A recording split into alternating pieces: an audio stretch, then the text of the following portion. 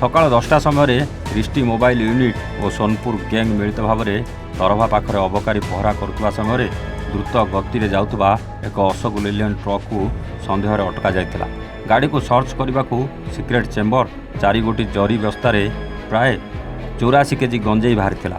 2 ଜଣଙ୍କୁ ଗିରଫ କରାଯାଇଥିଲା। ସେମାନେ ହେଲେ ପ୍ରଦୀପ ବର୍ମା, ବିନୋଦ କୁମାର। ଏ 2 ଜଣ ବିହାର ରାଜ୍ୟର ବୋଲି ଜଣାପଡ଼ିଛି। ଉଭୟଙ୍କୁ କୋର୍ଟ ଚାଲାଣ କରାଯିବ ବୋଲି ପୋଲିସ ପକ୍ଷରୁ ସୂଚନା ମିଳିଛି।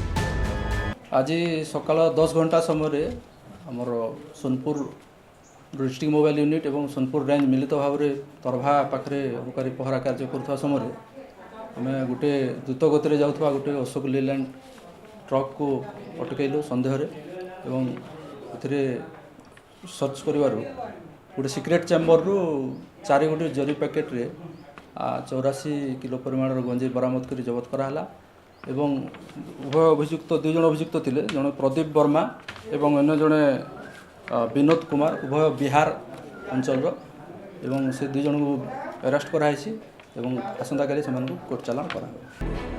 ସୁବର୍ଣ୍ଣପୁରରୁ ଉମାକାନ୍ତ ବାଗଙ୍କ ରିପୋର୍ଟ, A1 ଓଡ଼ିଶା।